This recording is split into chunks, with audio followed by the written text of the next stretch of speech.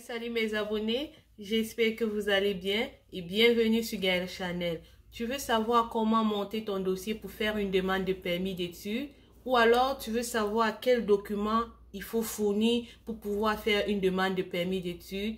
Reste connecté, à tout à l'heure.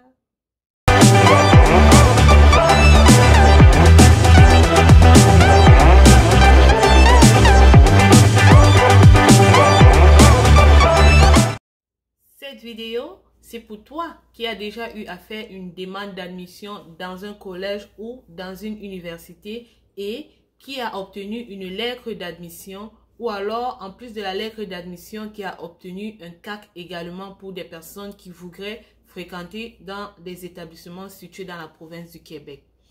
Cette vidéo, c'est pour toi qui est à l'étape qui se demande déjà, oui, j'ai eu l'admission, j'ai eu mon CAC, qu'est-ce que je fais par la suite?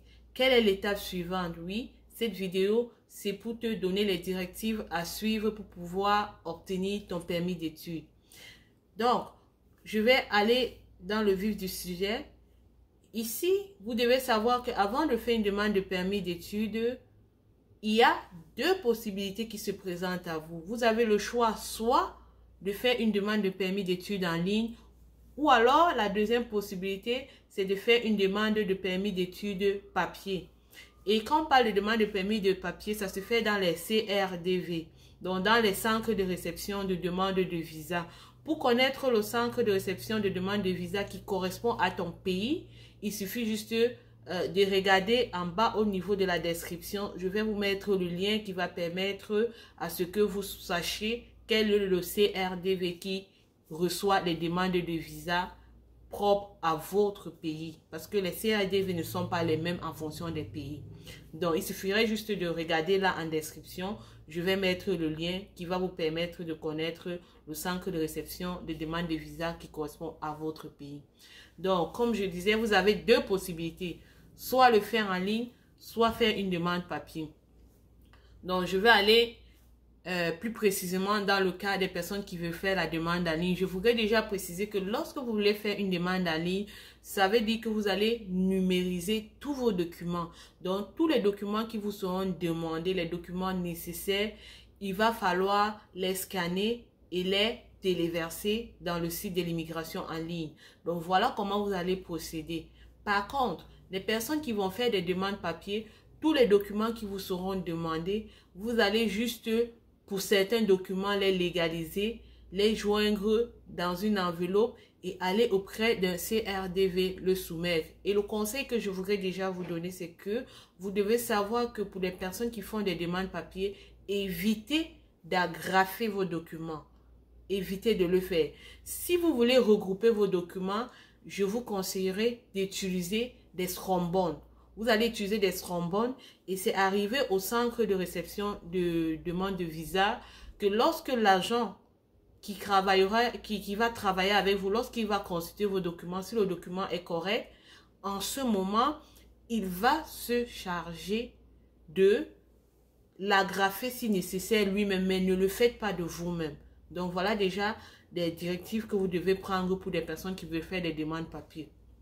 Donc, et je voudrais également préciser que pour des personnes qui font des demandes de papier, généralement, ils font ce qu'on appelle une pierre deux coups. Parce que toutes les personnes qui vont faire des demandes de papier, eux, une fois sur place, ils auront la possibilité de faire les empreintes, de fournir les empreintes digitales. Donc, ça c'est la différence. Par contre, des personnes qui font des demandes en ligne, eux, ils vont soumettre les demandes et ils vont attendre à ce qu'on leur donne une lettre, une invitation d'aller faire la biométrie. Donc, voilà un peu les deux différences qu'il y a entre les personnes qui font les demandes en ligne et les personnes qui font les demandes papier. Mais là, on n'est pas à ce niveau. Ce n'est pas le débat en ce moment. Il est question de vous dire quels sont les documents à fournir pour faire vos demandes de permis d'études. Donc, dans un premier temps, je vais vous dire, vous allez avoir besoin de votre lettre d'acceptation ou alors votre lettre d'admission pour les provinces anglophones. Et pour les provinces du Québec, vous aurez besoin, en plus de la lettre d'acceptation, vous aurez besoin également de votre carte. Donc, voilà le premier document que vous devez fournir pour faire une demande de permis d'études. Pour des personnes qui aimeraient savoir comment est-ce qu'on fait pour avoir ces documents-là, il suffit juste d'aller regarder ma vidéo précédente. J'ai expliqué comment faire une demande d'admission. Donc, en plus de cette lettre d'acceptation et de votre carte, vous devez être en mesure de téléverser la crouse de demande. Quand on parle de la crouse de demande, on le téléverse dans le site de l'immigration. La crouse de demande, généralement, en fonction de votre pays, vous oriente sur les documents que vous devez fournir. Mais là, je vous dis de manière générale et de manière générale, je veux dire des documents qui sont tout le temps demandés, peu importe la région où vous vous trouvez. Donc, je vais vous donner les documents. Donc, vous allez avoir besoin de votre lettre d'acceptation de votre carte. Vous aurez également besoin de la trousse de demande. Donc, dans la trousse de demande, il y aura un formulaire que vous allez remplir. Dans ce formulaire, vous allez fournir des informations sur l'établissement qui vous a admis. Vous allez fournir des informations sur votre ressource financière. Quel est le montant que vous estimez pouvoir avoir afin de poursuivre vos études au Canada. Vous allez donner des renseignements sur votre parcours scolaire, quelles sont les différentes activités que vous avez menées dans le temps passé. Si vous étiez étudiant, qu'est-ce que vous avez fait à chaque année? Vous étiez à quel niveau d'études à chaque année? Ou alors, si vous étiez un travailleur ou bien vous avez travaillé en plus de vos études, il va falloir donner des renseignements sur vous. Généralement, c'est une fiche qui permet de donner des renseignements sur le client. Quand on parle du client ici, il s'agit de vous. Donc, on va vous poser des questions qui sont directement liées à votre personne et vous allez fournir ces informations-là. Vous allez également fournir des informations sur votre CNI, la carte nationale d'identité pour certaines personnes. Vous allez fournir des informations sur votre passeport. On va vous demander des informations, par exemple, si vous avez eu à demander déjà le permis d'études ou alors vous avez eu à demander déjà un visa au Canada. Si oui, on va vous demander ces questions-là. Sinon, on va vous demander... On ne vous demandera pas de remplir d'autres informations. Mais si vous avez demandé, on va vous demander, est-ce que, en plus du fait que vous avez demandé, vous avez été admis ou alors vous avez obtenu votre visa. Si vous n'avez pas obtenu votre visa, ils vous demanderont, par exemple, de donner les motifs du refus. On va vous demander, par exemple, si vous avez été à l'origine... d'une condamnation. Bref, c'est des questionnaires qu'on va poser, c'est propre à votre personne et vous allez les répondre. Ça, c'est dans le formulaire qui donne le renseignement sur le client. Donc, dans la crouse, là, il y a ce document. Il y aura également le document qui va permettre de donner des renseignements sur votre famille. Si vous avez des enfants, si vous êtes marié, qui sont vos parents, qui sont vos frères, qu'est-ce qu'ils font vos frères? C'est un peu des questions comme ça que vous allez répondre au niveau des formulaires. Donc, en plus de ces documents qui sont propres qui sont dans le site de l'immigration, qui vont vous demander de téléverser, ils vont vous demander de fournir d'autres documents comme la photocopie de votre passeport. Donc, en plus de cela, ils vont également vous demander de fournir la photocopie de votre acte de naissance.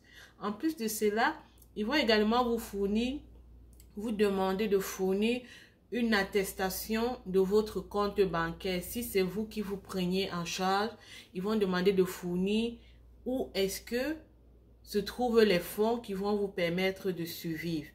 Est-ce que c'est dans un compte bancaire? Oui. Si c'est dans un compte bancaire, il faut fournir les relevés bancaires de ce compte-là.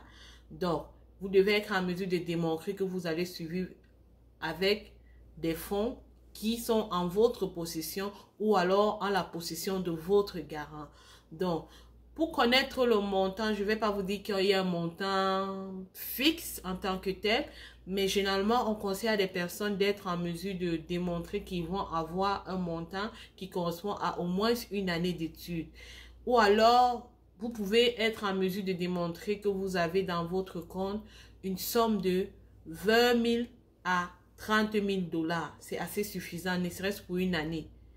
Ceci est dit, ça ne veut pas pourtant dire qu'il y a il n'y a pas des exceptions. Il y a des personnes qui réussissent à monter un dossier sans avoir ce gros montant, mais tout dépend de comment ces personnes ont justifié le comment ils pourront se prendre en charge.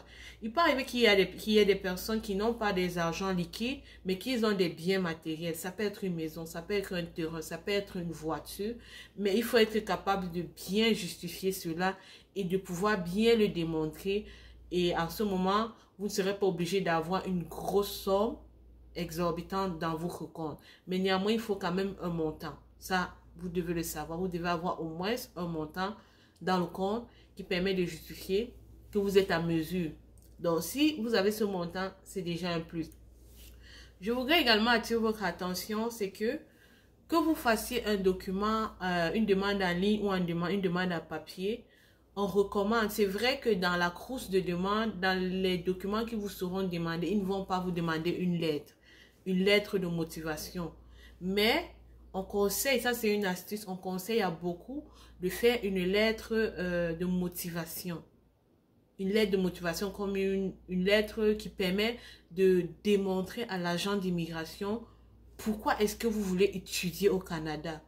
Quelle est votre motivation? Quels sont vos projets quand vous décidez de vouloir étudier, quand vous décidez d'étudier au Canada? Quels sont vos projets? Ça, ce sont des arguments que vous devez démontrer dans votre lettre d'explication pour pouvoir montrer à l'agent d'immigration que vous tenez à votre projet d'études.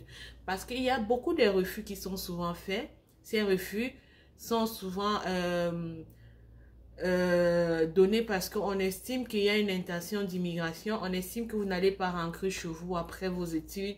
On estime que dans votre pays où vous venez, il n'y a pas beaucoup d'opportunités d'emploi.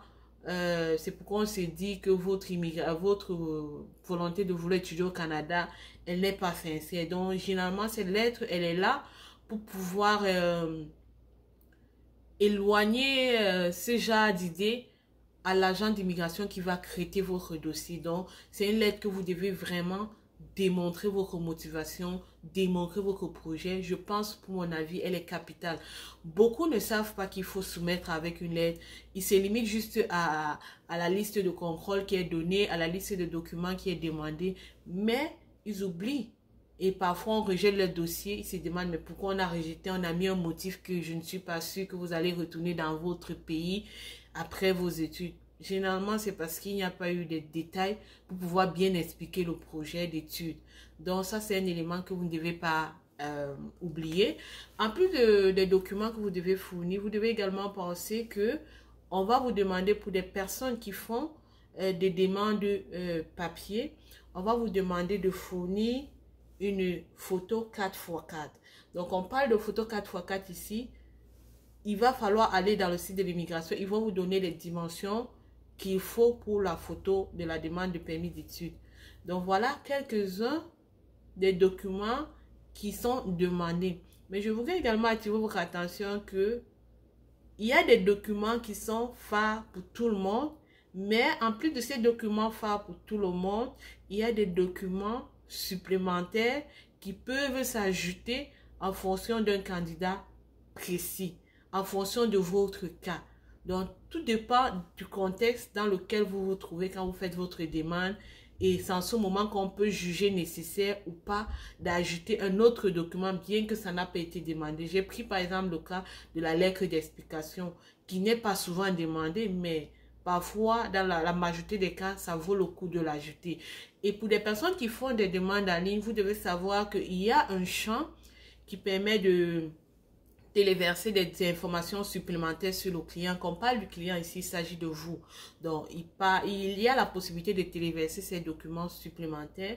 Et dans la partie qui est réservée à cela, vous pouvez joindre à cela votre lettre d'explication.